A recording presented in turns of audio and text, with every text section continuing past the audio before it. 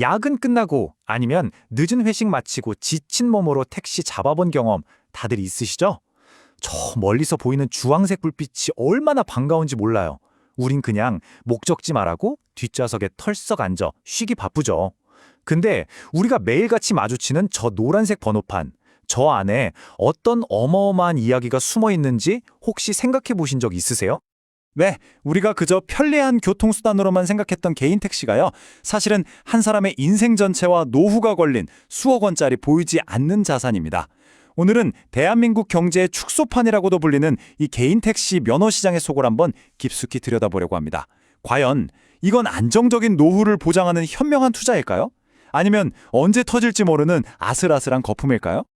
자, 그럼 이 미스터리의 가장 핵심, 가장 궁금한 것부터 바로 시작해보죠. 도대체 개인 택시 번호판 얼마일까요? 네, 이게 지금 서울의 개인 택시 면허 시세입니다. 1억 1,500만 원. 자동차 가격이 아니고요. 운전할 수 있는 자격의 가격이 이렇습니다. 이게 불과 몇 년 전만 해도 8천만 원대였거든요. 정말 무섭게 오르고 있는 거죠. 그런데 이게 서울만의 얘기가 아닙니다. 지금 보시는 것처럼 반도체 공장 들어서는 화성이나 평택 같은 곳은 2억 원을 넘었고요. 행정수도인 세종시는 무려 2억 2천만 원입니다. 집값도 아니고 말이죠. 전국적으로 가격이 정말 폭등하고 있어요. 대체 왜 이런 일이 벌어지고 있는 걸까요? 이 미친 가격을 이해하려면요, 아주 기본적인 경제 원리, 바로 수요와 공급의 법칙을 좀 들여다봐야 합니다. 모든 문제의 핵심은 바로 이 택시 총량제라는 제도에 있습니다. 이게 뭐냐면 정부가 이 도시에는 택시 이만큼만 하고 숫자를 못 박아둔 거예요. 그래서 새 면허가 거의 나오질 않습니다. 그러니까 공급이 인위적으로 꽉 묶여 있는 거죠. 이 화면을 보시면 상황이 딱 이해되실 거예요. 공급은 한정판 명품처럼 꽉 막혔는데 이걸 사려는 수요는 그야말로 폭발하고 있는 겁니다. 그럼 어떻게 되겠어요? 결국 기존에 운전하시던 분이 은퇴하면서 내놓는 그 몇 안 되는 면허를 웃돈을 주고서라도 사야 하는 그런 구조가 된 거죠. 허니, 그럼 왜 갑자기 사려는 사람이 이렇게 폭발적으로 늘었을까요? 몇 년 전에 법이 바뀌면서 진입장벽이 확 낮아졌거든요. 여기에다가 평생 모은 퇴직금으로 인생 2막을 시작하려는 은퇴자들이 시장에 대거 뛰어들기 시작했습니다. 식당 차렸다가 70%는 5년 안에 망한다는데 이건 그럴 위험은 없지 않나? 건강만 하면 80살까지도 할 수 있다. 이런 인식이 아주 강한 거죠. 거기다 최근에 택시 요금도 오르고 의무 휴무제도 없어지면서 이제 돈벌이가 더 되겠구나 하는 기대감까지 더해진 겁니다. 자, 보세요. 이 모든 게 합쳐져서 가격 폭등을 위한 그야말로 완벽한 폭풍이 만들어진 겁니다. 공급은 막혔지, 살 사람은 넘쳐나지, 앞으로 돈은 더 벌 것 같지, 그러니까 파는 사람은 좀 더 오르면 팔아야지 하고 안 팔고, 사는 사람은 더 늦기 전에 빨리 사야겠다고 달려드니까요. 이건 가격이 계속 오를 수밖에 없는 구조가 완성된 거죠. 자, 지금까지는 좀 경제학적인 이야기였죠. 이제부터는 이 숫자 뒤에 숨겨진 사람들의 이야기를 해보려고 합니다. 한 사람의 기회가 어떻게 다른 사람에게는 넘을 수 없는 벽이 되어버리는지 말이죠. 많은 은퇴자분들 입장에서 보면요, 이 면허는 단순한 일자리가 아닙니다. 매달 꼬박꼬박 현금을 만들어주고 나중에 그만둘 때는 시세 차익까지 남기고 팔 수 있는 거의 연금 같은 든든한 자산인 거예요. 내 남은 인생을 기댈 수 있는 마지막 보루이자 가장 확실한 재테크 수단으로 생각하시는 거죠. 하지만 이 밝은 빛의 이면에는 아주 짙은 그림자도 있습니다. 바로 김철수 기사님 같은 분들이죠. 우리가 한번 가상으로 상상해보는 거예요. 20년 동안 회사 택시 몰면서 언젠간 내 택시 한번 해봐야지, 이 꿈 하나로 버텨왔는데 하루가 다르게 치솟는 면허 가격 앞에서 그 꿈이 점점 더 멀어져만 가는 겁니다. 그분들에게 1억, 2억은 정말 평생 만져보기도 힘든 너무나 높은 벽이죠. 이 높은 진입장벽은 결국 심각한 사회적 결과를 낳고 있습니다.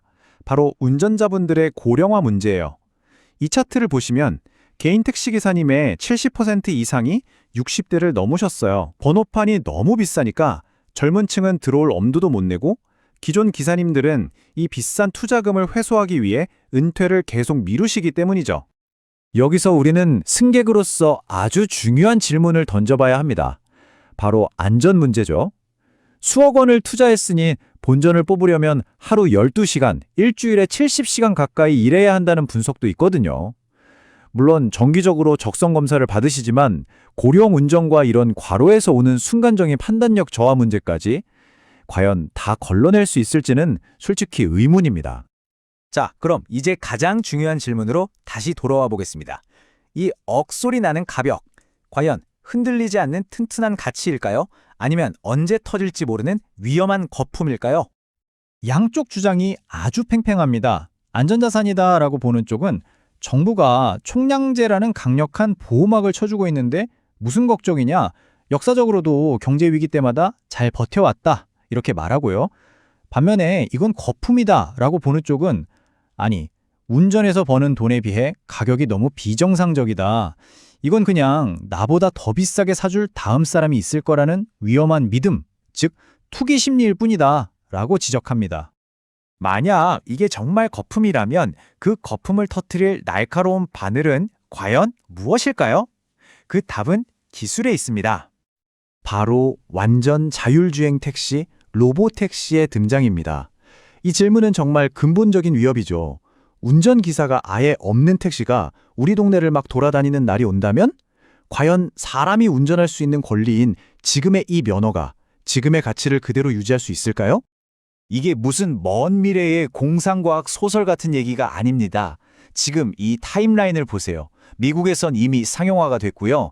우리나라도 서울 강남 같은 데서 자율주행 버스가 다니고 있잖아요. 그리고 정부는 불과 몇 년 뒤인 2027년까지 완전 자율주행 상용화를 목표로 하고 있습니다.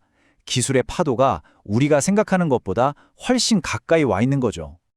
물론 이게 수십만 명의 재산권이 걸려있는 문제라 쉬운 문제는 절대 아닙니다. 그래서 현재 정부가 면허를 조금씩 다시 사들인다거나 아니면 영구 소유가 아니라 10년, 20년짜리 기간제로 바꾸는 방안, 또 새로운 기술과 기존 산업이 함께 갈 수 있는 새로운 틀을 만드는 등 아주 복잡한 정책적 해법들이 논의되고 있습니다. 오늘 우리는 이 노란색 번호판 하나에 담긴 정말 많은 이야기를 나눠봤습니다. 이건 누군가의 꿈이자 노후의 버팀목이었고 또 다른 누군가에게는 절망의 벽이었습니다.